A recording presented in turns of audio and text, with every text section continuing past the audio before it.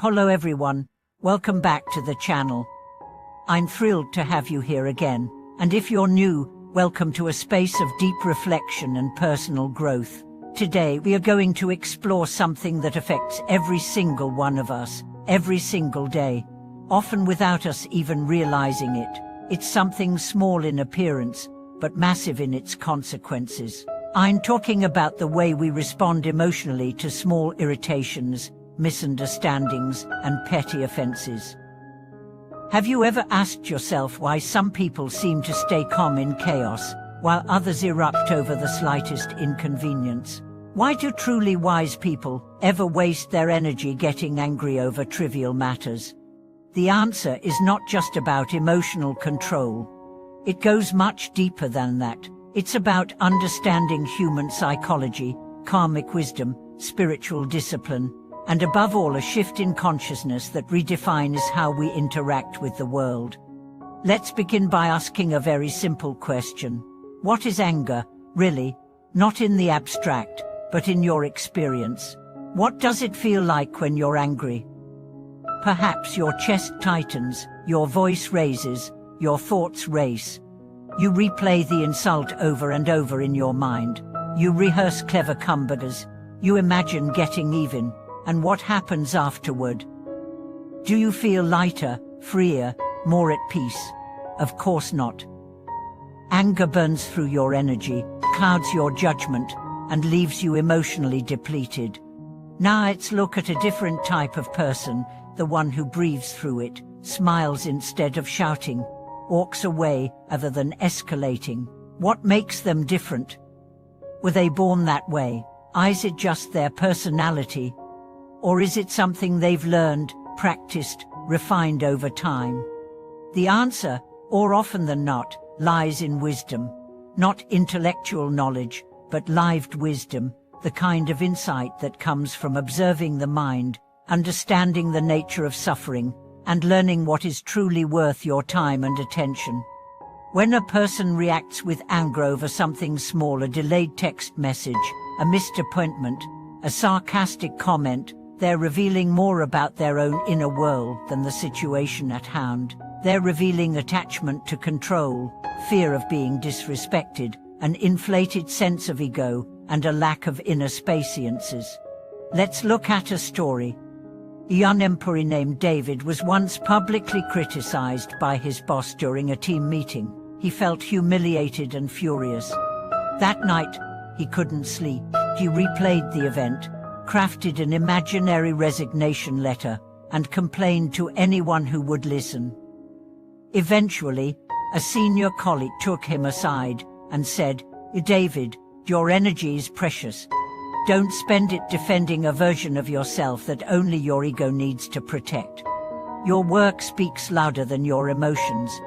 That conversation changed David's life. He realized that reacting to every injustice, every insult, every oversight, was draining his potential. He started journaling instead of ranting.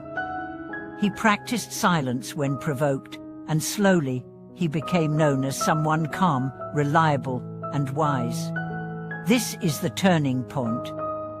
When you understand that anger, especially over minor matters, is a trap, it promises justice but delivers suffering. It tells you that lashing out will give you relief, but it only deepens your inner chaos. So why do wise people not fall for it? Because they see through it. They see that anger is a fire that burns the hand before it touches anyone else. They see that the world is full of imperfections, misunderstandings, and egos, and they choose not to fight every battle. They have clarity on what truly matters. Let's break this down further with some spiritual insight. In Buddhist teachings, anger is classified as one of the 3 poisons, alongside greed and ignorance. These are the root causes of all suffering. Anger rises when we don't get what we want, when we feel disrespected, when our expectations are not met. It is a reaction of the ego, and the ego, in its delusion, thinks it can control everything. But wisdom comes from humility. The wise person knows, I cannot control the world, but I can control how I meet it. They train their minds to respond rather than react. They practice awareness of their emotional currents, and instead of feeding anger, they dissolve it with presence. One powerful way to do this is by questioning your anger when it arises. Ask yourself, is this worth it? Will this matter in a week, a month, a year? What is this emotion trying to teach me? For sometimes the answer is that you are craving acknowledgement. Sometimes it's about feeling unappreciated. Sometimes it's a fear of being invisible or powerless. But once you name it, it loses its grip. Here's another story. A woman named Sarah had a difficult mother-in-law who would constantly criticize her cooking, her parenting, her appearance. For years, Sarah responded with irritation, snapping back, or sulking.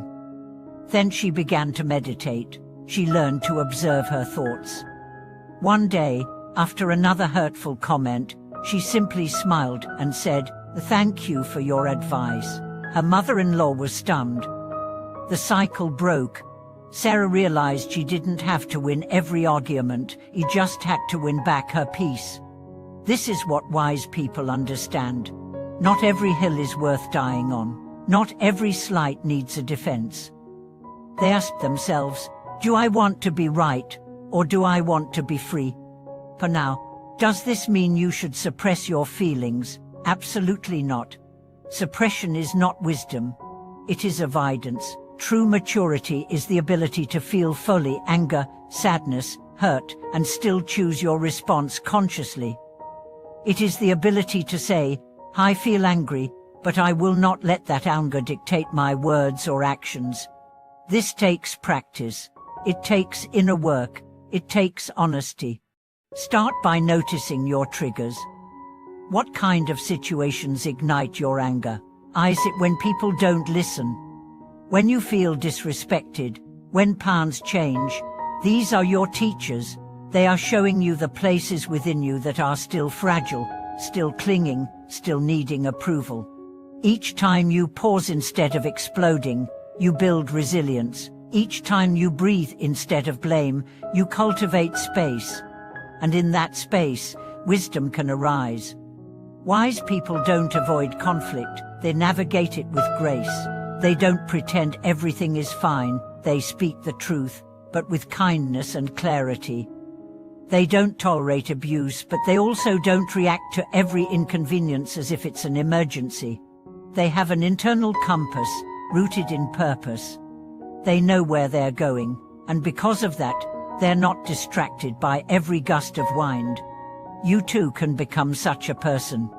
It begins with one choice: to no longer give your peace away so easily, to no longer let every opinion penetrate your soul, to hold yourself with dignity, even when others lose theirs.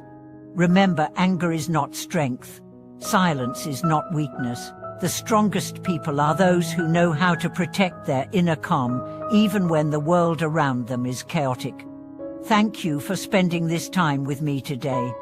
If this video helped you, please share it with someone who struggles with anger or emotional overwhelm. And don't forget to subscribe, like, and comment below. Tell me, how do you handle minor irritations?